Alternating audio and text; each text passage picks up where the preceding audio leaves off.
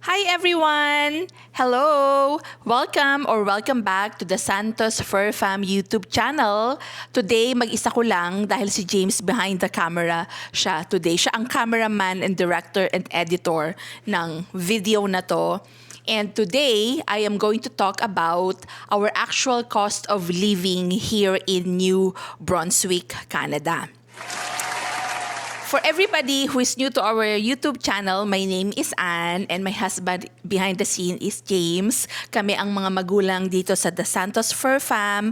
We are child-free couple, and when we say magulang, ang mga anak namin sina Oreo and Coco, our two fur babies, our two kitties.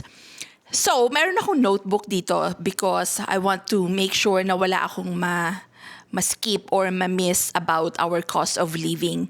For context, like what I said, me and James are a child-free couple. We don't have kids. We have a mortgage on our home, so we own our home. So that's part of our expenses that I'm going to talk about shortly. And nandito kami sa Dieppe, New Brunswick, Canada. Dieppe is part of the Greater Moncton area. So part kami ng GMA dito sa New Brunswick. I'm going to talk about our fixed and variable expenses. Pero ano lang to? Charot-charot lang. Hindi to masyadong seryosong usapan. This is just to give you a good reference point about our cost of living here in New Brunswick. Kung interested kayo, parang ako, very interested ako and nosy ako sa mga cost of living videos sa YouTube, especially within Canada. Because like what I've said, we are here in New Brunswick, so we are one of the Atlantic provinces in Canada. Of course, it's also different when you are based in Ontario or Alberta, which are generally more expensive overall. So ano nga ba yung monthly expenses namin bilang child-free couple? Mag-start tayo sa aming fixed expenses. Ito yung mga expenses that are fixed no matter what. Whatever month of the year, whatever season of the year, winter, summer, or fall, ito talaga ang monthly na binabayaran namin on these expenses. And of course, later on, yung variable expenses namin, which can vary month to month. And that's something you can also adjust on kung kunyari, nandito kayo sa New Brunswick or interested kayong lumipat dito sa probinsya namin, definitely pwede kayong mag-adjust doon sa mga variable expenses. And this is not to say that whatever I'm going to talk about now, ito yung kailangan nyo din to live here in New Brunswick. Kung interesado kayo, di ba? Of course, depende yan sa lifestyle, sa number of family members. So, for example, if you have kids, syempre iba rin yung expenses. Iba-ibang lifestyle, iba-ibang family unit, type ng family unit. Ito lang ay based sa aming household ni James. Without further ado, Taray, without further ado. Tumatawa si James kasi, kaya natatawa ako. Anyway, sabi ko nga mga fur fam, ano lang naman to? This is a very casual conversation amongst two friends. So parang ako si kumare ko nanonood, ganun. So mag-start tayo sa mortgage.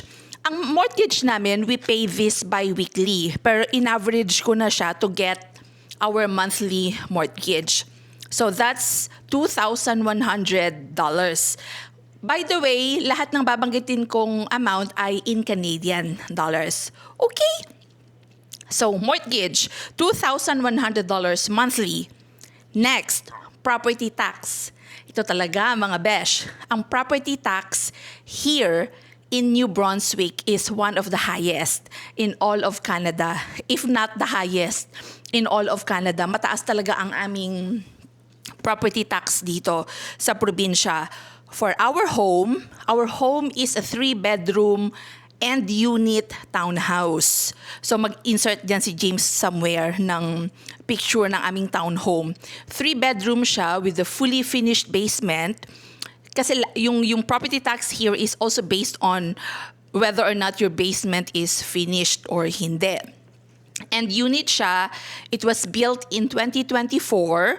Our property tax is 440 per month. Mahal no? My gosh. Anyway, moving on. Me and James, we both have our life insurance. Ito mga amount pala na to, ni-round off ko na to the nearest amount. So, kunyari, ang life insurance ni James ay 136. Ginawa ko ng 140 para bilog. Para bilog. So, yung kay James, monthly binabayaran namin sa life insurance is $140. Sa akin naman, $90. Kasi mas bata ako sa kanya. Char.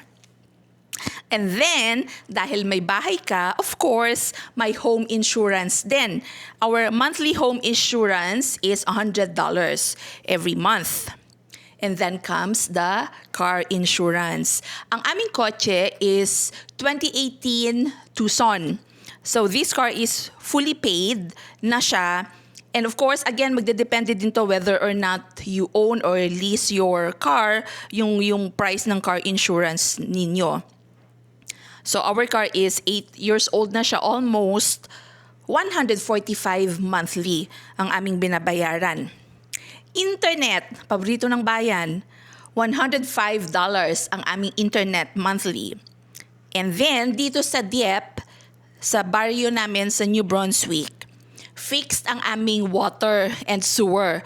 Unlike in Moncton or Riverview, yung tatlong cities within the Greater Moncton area, sila by usage yung kanilang water and sewer. Dito sa amin sa Dieppe, maganda kasi monthly fixed na siya. So at least alam mo na yun lang yung babayaran mo and only ang water. So pagka summer, nagka-car wash si James kasi marami siyang tubig. So this is $80 per month naman yung aming water and sewer. Magkasama na siya. And then comes the subscriptions. Ito, fix ang amount ng mga subscriptions namin. But then again, if, kunyari, tight ang budget nyo, this is something you can do without. But of course, dahil kami ay mainipin, and especially pag winter, wala kang ibang gagawin kung hindi manood ng Netflix or K-drama like me. So when I say subscriptions, ito na yung Netflix, yung Prime Video, kasi syempre may Amazon Prime. Meron din kaming Kokowa kasi yung K-drama fanatic ang Inday. Kinancel na namin yung Disney and Paramount namin. Iniikot-ikot lang namin yung mga subscriptions namin. So right now, ang subscriptions namin monthly is $55 per month. And again, you can do without this if you want. Next, ano bang next sa aming fixed expenses? Data. Cellphone data between me and James. So we have our mobile data from Kudo. Ay, mali pala. Mali. May feedback from the audience. Fido pala kami. Fido. Lumipat na pala kami from Kudo to Fido. So sa aming dalawa, $80 yung aming monthly cellphone bill. So tag 40 kami basically. Hindi kasama yung phone. Data lang to mga besh. So, those are our fixed expenses for the month. Now, punta naman tayo sa variable expenses. Ito yung mga expenses really that we can go higher or lower. Depende sa buwan, depende sa mga schedule namin. But ito yung rough monthly approximate. So, dinivide ko yung aming expenses throughout the year in the past few years na nandito kami. Especially ako, I track our expenses. Meron talaga kaming spreadsheet ni James yan. Naka-track yan sa aming laptop. So, isa sa mga variable expenses namin, yung NB power or electricity namin. So, this is $200 per month. Approximate ito. And this is the highest na binabayaran namin sa kuryente every month. It can go lower kapag malamig. For example, during the winter months, the highest we paid was about $300. Pero kapag regular months or summer months, mas mura. Minsan nga $110, $120. But approximately 200 per month. Yan yung aming NB power. And then, of course, groceries. Eto na, mga besh. Mahilig kami ni James kumain. And we love eating food. Kasama na sa aming budget ng groceries ay si Oreo and si Coco, kasama yung kanilang food for the month, treats, yung kanilang litter. So nag-approximate ako dito ng $1,000 per month para naman sa groceries namin. It's 800 to 1,000 depende sa buwan. And again, you can go lower on grocery budget kung kaya talaga, kung gugustuhin. Dati nga nag monthly challenge kami ni James somewhere. Ilalagay namin yung link dito where we spent $500 on groceries. Kinaya naman. Kailangan mo lang talaga mag-plan ahead and mag-meal prep and everything. Next, gas ng kotse. So, yung kotse namin, like what I mentioned earlier, bayad na siya. So, ang ginagastos lang namin dito yung car insurance namin and of course, yung gas. And kami naman ni James, unless may travel kami outside the province or nag-road trip kami, bahay, office lang naman kami pareho. And for context, ang bahay namin is our office is about 5 to 7 minutes away from our home. Tapos si James naman, maximum 10-15 minutes lang yung office nila from bahay namin. So sobrang lapit lang talaga. And 4 days si James sa office, ako naman 3 days sa office. So ako dito ng $200 every month. Actually, malaki na to. Hindi naman kami nakakaubos ng 200 every month. But let's say 200 every month. And then comes the eating out, the drive-through, the take-out. May mga months na no spend kami ni James dito. Like for example, when we know na nag-iipon kami for a major expense or may binabudgetan kaming travel or something, tinatanggal namin yung eating out kasi meron naman kaming food sa bahay. Kaya lang, sa lifestyle naming dalawa ni James, syempre kaligayahan namin talagang kumain. And ginagawa namin to usually pagka salary day. Ang nangyayari, every week, payday namin dahil alternate kami. So, nagkataon na parang every week may sumasahod sa aming dalawa. Pero nag-budget kami dito ng $200 every month naman sa eating out. So, all in all, ang aming monthly budget ni James, approximate for a child-free couple na may 2 kitties, ay 5,000 Canadian dollars. Malaki ba yon or maliit? What do you think? Again, pwede mong pababain to kasi yung aming variable expenses is around 1,600 per month. Yung aming kuryente, groceries, eat out, and gas. Yun yung 4 categories na pwede naming tipirin if we want, di ba? But overall, yung budget namin monthly expenses namin is 5,000 Canadian dollars. And again, yung expenses namin, like right now, yung 5,000 na yon does not include remittance sa Pilipinas. Kasi alam mo naman tayong mga Filipinos, nagpapadala pa rin sa Philippines sa ating mga pamilya. So, hindi ko siya sinama sa monthly cost of living namin kasi may mga months naman na hindi kailangan, may mga months na kailangan. So, kumbaga yan, isa yan sa mga floating expenses throughout the year.